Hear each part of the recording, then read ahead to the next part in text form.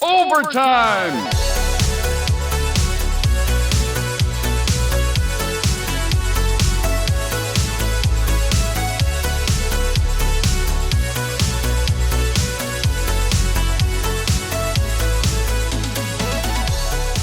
Welcome back to Overtime Arcade. We're back out here in the garage with the Primal Rage project.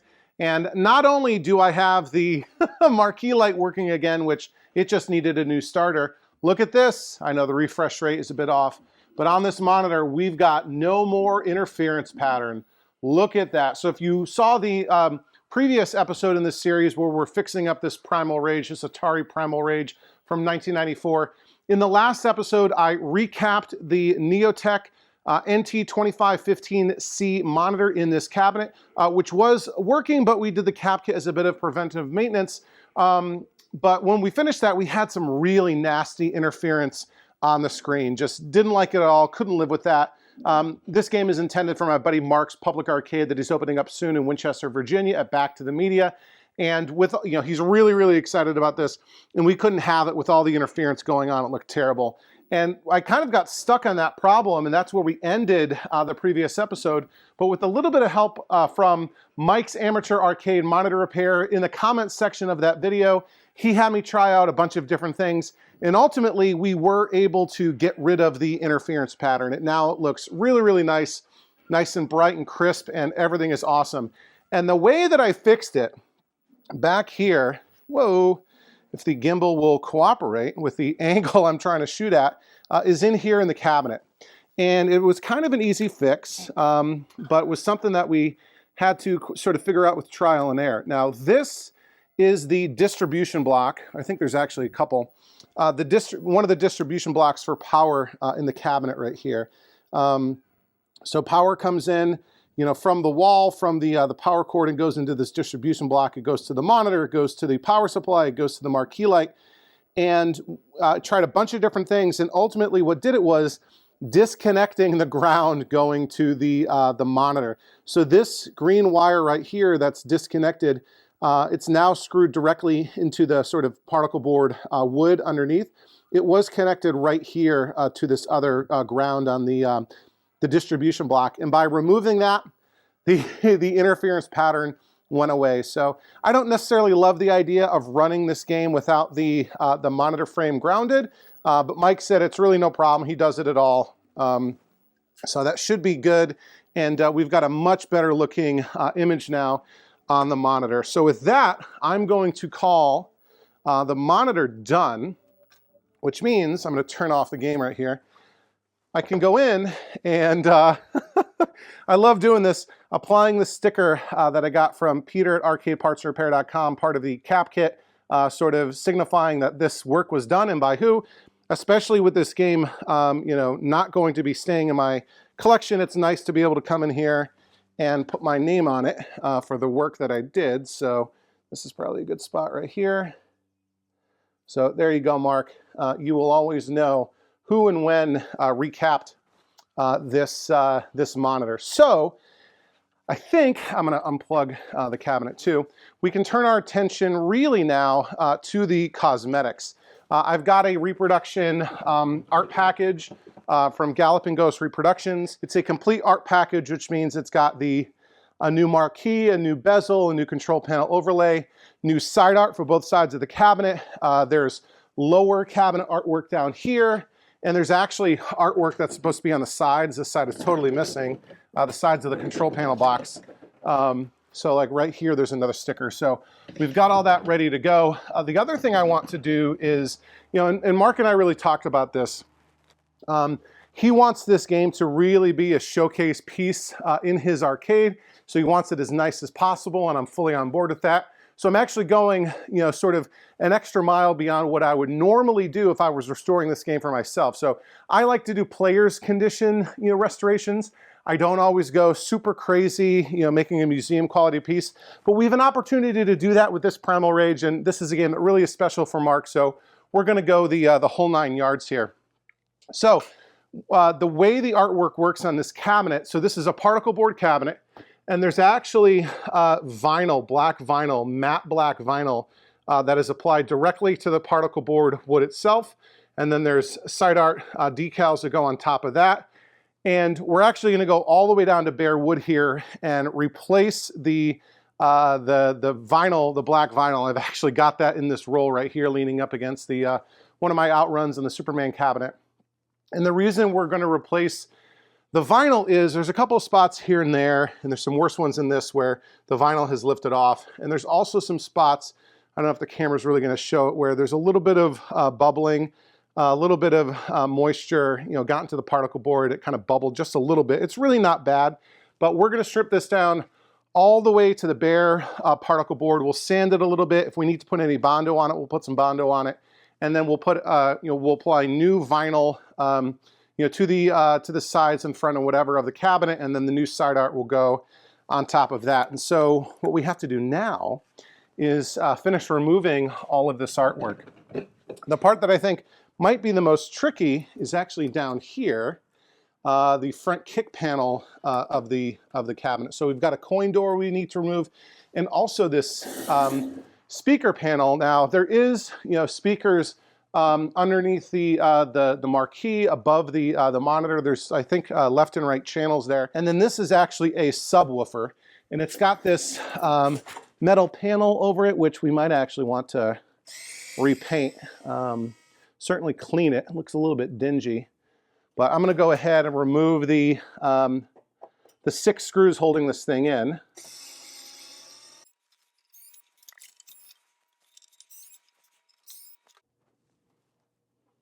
So now we can see what we're dealing with here with that speaker grate removed.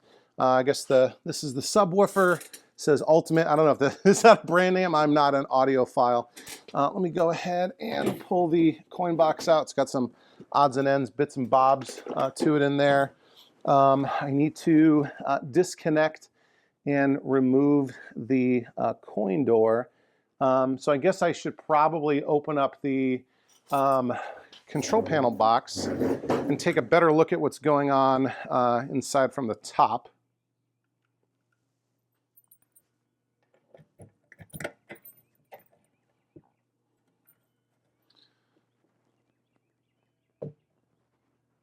So there we go. We can see what's going on inside the, well, I guess we can't. Maybe, oh man. But does that even open up down there? It kind of doesn't. So basically this is a tray, sort of like a dynamo cabinet that the PCB sits on, and it is kind of dusty in here. I don't think there's a way to, Basically what I'm trying to do is get behind the coin door to remove it and then remove the speaker, because we're redoing this artwork. This is so bizarre. Let me take, let me sort of pause the recording and take a closer look and kind of come up with a game plan here. Okay, I think I've got it all figured out. The only way to access this stuff is really from the front. So I've gone ahead and loosened all of the sort of retaining brackets except for the top one for the coin door, and I've removed the wiring. I disconnected and removed the lights, the coin lights, and I had to cut the credit switches, which weren't even connected correctly. One was missing the sort of actuator arm, and this one wasn't even wired up properly. And I can sort of see they've kind of messed around with the coin counters. I think this is the one down at the bottom that's original. It says 45,334. And then there's a second one up here which doesn't look original. It says 47,171. So I'm not sure what's going on there, but we should be able to just loosen this last remaining bolt and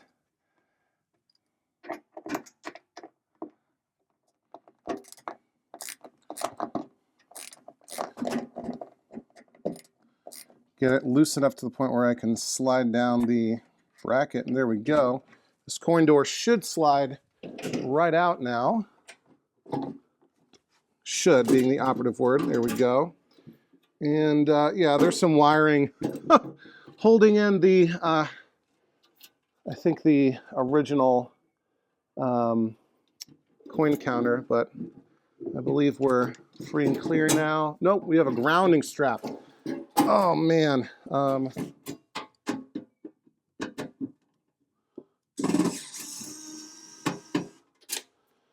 There we go. Now we are loose. And look at that. There's like 2 different Molex connectors for the original coin counter and none for the new one, which kind of blows my mind. And then for the subwoofer, I think I should just be able to remove these 4 screws and then hopefully just unplug or cut, if I need to, cut the wiring. All right, this thing is all dirty, so we'll clean it. Is something else holding this in place? No. Okay, here we go. That's coming right out. And yeah, it's grounded. Let me see how I can remove that real quick.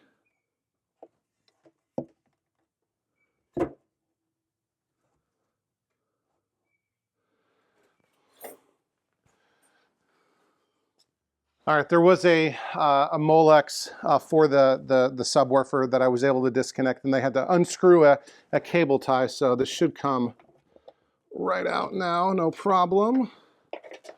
There we go. See, look at that. And now, for the most part, our kick plate is free and clear. So we'll just take you in real quick and show you what's going on. So this is the left side of the box for the coin box. And like I said, I think that is the non-original coin counter. So we'll kind of figure out what's going on there and clean up the wiring. And then this is the subwoofer box that maybe I can even take you inside. There we go. You are now inside the subwoofer box, and this was the box that I wasn't able to access, and I was worried that there would be junk or, you know, rodent activity or whatever, but I think we are pretty good. So the next thing we need to do is remove these lock bar brackets, which should just have, yeah, they got bolts on. So let me go take these off real quick.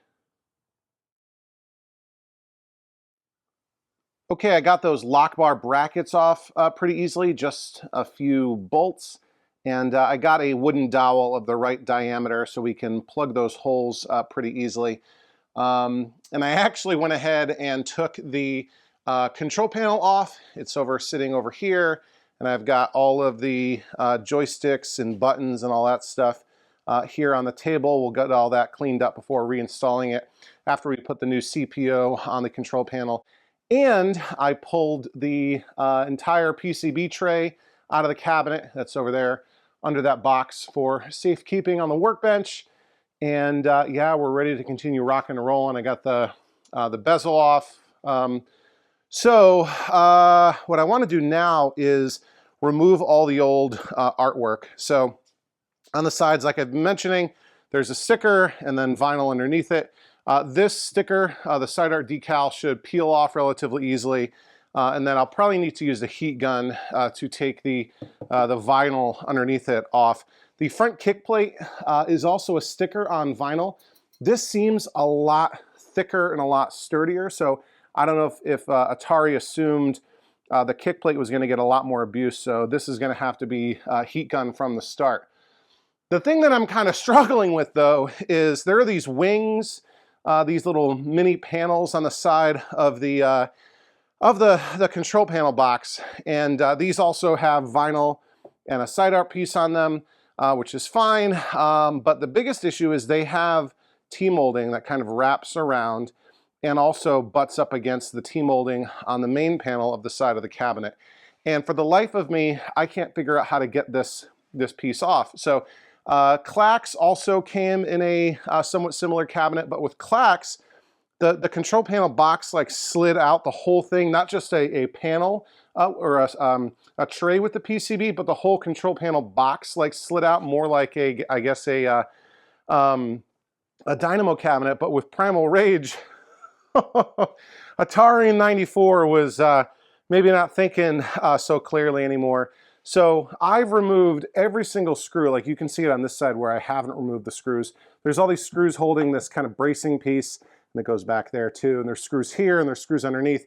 I've removed all of those here, and this panel, this little mini ear wing piece still doesn't want to move. And I'm pretty sure it's actually glued to this thing. And this thing, this piece is also glued to the inside of the cabinet back there. So I don't think there's a good way to remove this without damaging anything. I posted on Clav and I posted on the Overtime Arcade members only Discord. And Charles Klein, who owns a dedicated Primal Rage just like this, confirmed there isn't a way to remove this without really risking damaging the cabinet, because you need to break this glue. And it's a huge piece that's glued in multiple places. I'm trying to figure out what to do. This, you know, the T-molding isn't terrible. Again, if it was just me and just my collection, I'd probably leave it. I'd give the T-molding maybe a B or a B minus in terms of condition. But if Mark is really looking for this thing to be, you know, pristine, we'd want to replace it. And I've got new T-molding, but the problem is it's like wedged in here, right? So the T-molding actually wraps all the way around the cabinet, front and back, right? Which is a little bit unusual.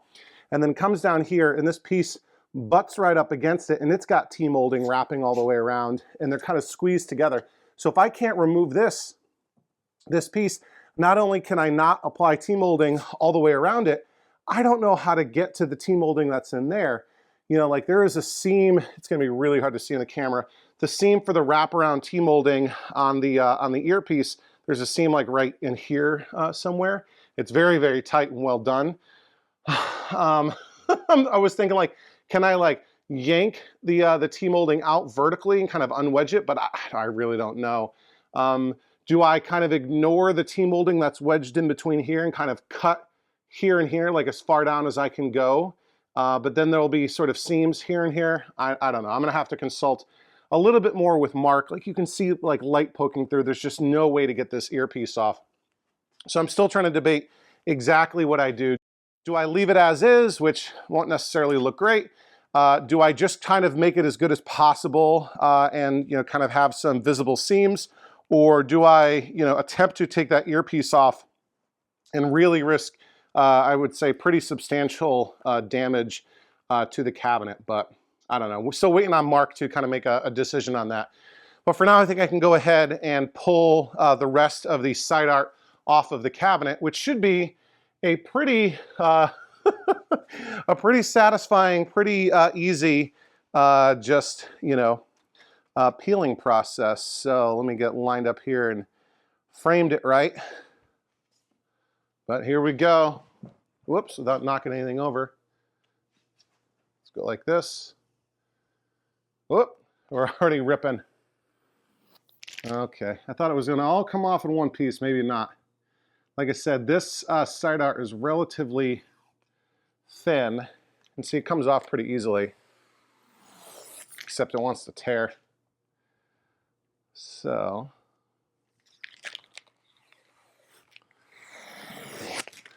yeah, that's probably why there's pieces missing from it already. Hopefully this doesn't tear. This should all come off together, right? Except for that bit right there. This is kind of fun, right? There we go. Let me try getting this one. It just wants to shred apart.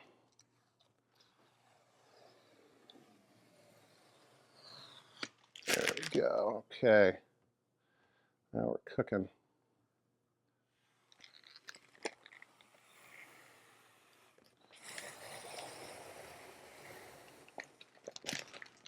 Are you seeing this? No, you're not. You're missing out on the action.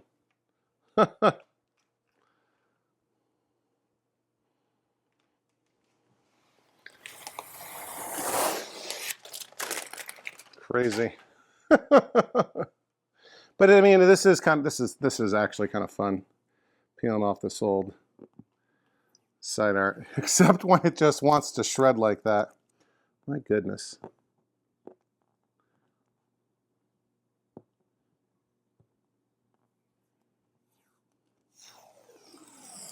All right, let me go ahead and knock the rest of this off, and then we'll come back with the heat gun and we'll be ready to take off the vinyl and the kick plate too. Okay, I've got my heat gun and I've got my painter's scraping tool. You could use like a putty knife or something like that.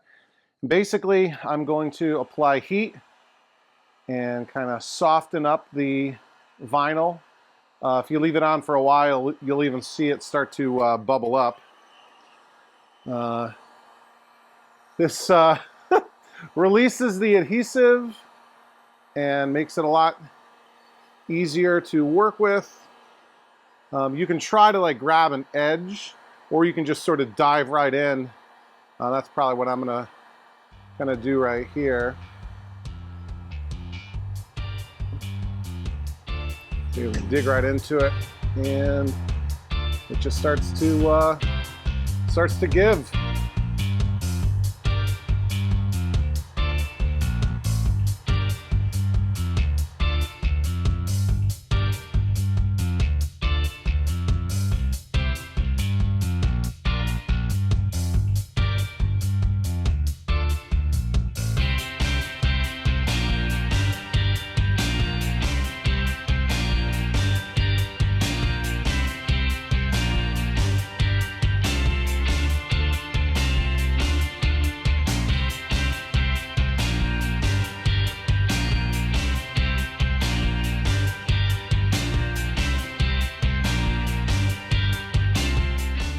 All right, you get the general idea. That's basically what we're going for, and it goes relatively quickly. You don't want to go too fast, but it comes off pretty cleanly, and it doesn't damage the particle board underneath or anything like that. So if you just try to pull it like I just did, you can start to pull pieces of the particle board with it, which you don't really want to do. Now, through the magic of television, we'll spin the cabinet around and you'll see that I've already done the other side completely. Now, up at the top, it got a little bit messy. Before I really kind of got the technique down, I was leaving some of the vinyl behind, but that's okay because we need to sand this down anyway, and so that'll remove any of the vinyl residue. But the rest of the cabinet, once I sort of figured it out, is nice and clean. You can see a little bit of moisture expanded ever so slightly the cabinet down there around the edges. So we'll sand all that down, get it smooth. If we need to do a skim coat of Bondo in a couple places, we'll do that. I removed the vinyl off of the wings or the ears of the cabinet coin or control panel as well, like here. And before I sand, I really want to take this T-molding off. So I've been back and forth a bunch and asking for a bunch of advice on Clove and Discord and elsewhere, and talking to Mark about what he wants to do. And I think, my biggest concern is, trying to, pry this off somehow, break the glue seal. I'm really worried about damaging this cabinet, especially because it is particle board. The particle board could just explode, depending on the kind of pressure you put on it. So what I'm kind of leaning towards, theoretically we could kind of leave this, but I don't know.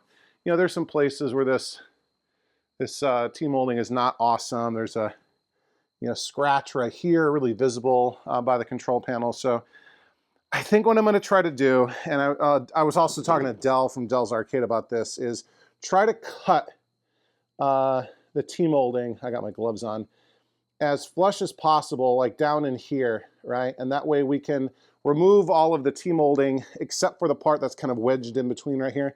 I might even be able to try to, I don't know, slide T-molding into there. We can experiment.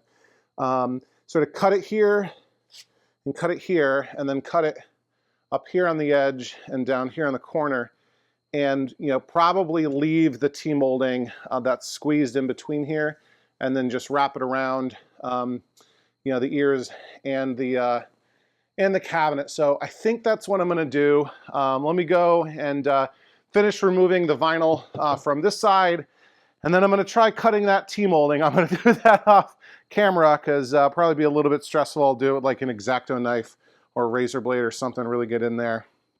But cross your fingers, wish me luck, and we should be back momentarily, ready to sand this cabinet down. All right, we've crossed the Rubicon, the point of no return, and here is the aftermath all over the floor. And actually, Teddy, come here. Here is Teddy the arcade dog. I know, it's been a while since they've seen you, Teddy. People have been asking about you. Sit, Teddy, sit. Good boy, look. Teddy's been doing good, but Teddy's kind of been a bad boy. Come here. What did you do? We almost, Teddy almost had to leave us around Easter. Isn't that right? My wife was ready to get rid of him. She had just finished making Easter dinner and stepped away for a moment, and this bad boy jumped up on the counter and ate the Easter dinner, didn't you? Mommy was not happy with you. You almost went to go live on the farm. But anyway, Teddy's fine. People have been asking about him. Teddy appreciates your well wishes. Just got to keep him away from eating this stuff. So all of the old vinyl that we removed with my heat gun right there. And over here, we've got more of the vinyl and the old side art and the, don't do that, and the T-molding. And if we come over here, I think it looks pretty okay. So I will have to do some work to kind of finesse it in there and try to avoid a seam as much as possible. But I think I did a pretty good job of cleanly removing this and cutting this, if the camera wants to focus.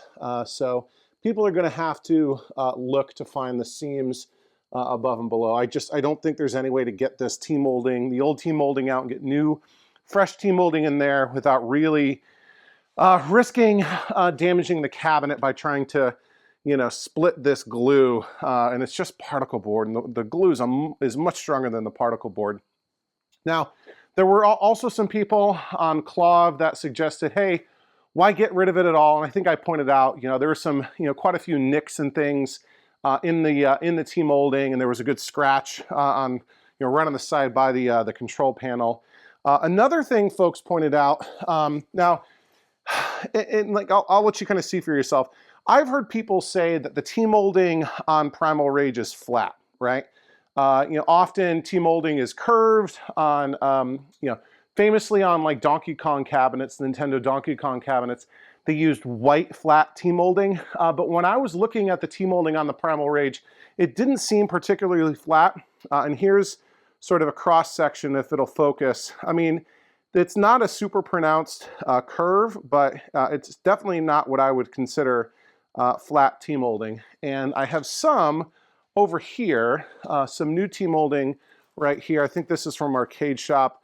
And, you know, this is about the same, especially once it gets, you know, flattened onto the cabinet. I don't think you're going to be able to tell any difference. So I think that's what we're going to do. Now, so we're in good shape. You know, the next thing will be, like I said, to sand down the sides. I need to put some Bondo over the holes that I filled with wooden doweling down there. We'll Bondo over that. There's also a couple extra holes here that I don't think belong on the front of the cabinet, but the rest of it, it's in really good shape.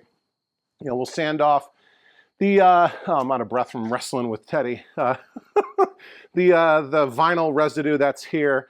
But unfortunately, we're gonna have to save that for the next episode because this week got away from me again. Work's been crazy busy. You know, the kids are keeping me super busy. So we're gonna do all that in the next episode. I'll probably go and do the sanding and the Bondo sort of patchwork by myself, and then we'll be ready in the next episode, I promise, to install the flat black matte vinyl that's in this tube.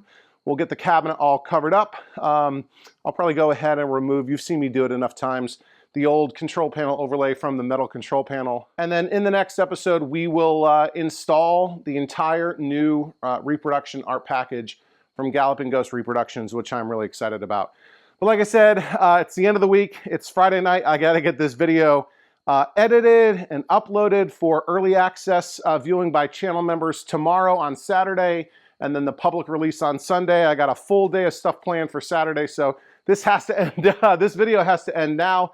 If you're interested in getting early access to my new videos, That's one of the many awesome perks available exclusively to Overtime Arcade channel members. Click on that join button down below if you want to learn more about what it means to become an Overtime Arcade channel member. For just $1.99 a month, you get to help support your favorite channel on YouTube, and you get some access to some awesome perks. Like I said, early access to all new videos. We've got a monthly members only live stream. I think the one for May is going to come up next week, so jump in if you want to be a part of that. And you get to access our private members only Discord, which really is a ton of fun. I share behind the scenes stuff. We're constantly talking about what we're playing, collecting, working on fixing, all that kind of stuff. So yeah, it's a great way to support the channel. I think the people who have joined really enjoy the benefits that they've earned. And if you're not a part of it, you are definitely missing out. And yeah, with that, I think we'll wrap it up. Please do all the things that YouTube wants you to do. Like, share, comment, subscribe. Make sure you're subscribed. You don't want to miss any of these episodes. New episodes come out basically every Sunday. Every now and then I'll do a live stream or a short or something else going on, a bonus episode, that sort of thing. But yeah, guys, I think that'll do it for this episode of Overtime Arcade. As always, I'm Charlie. Thanks for watching, and we'll see you next time. Overtime!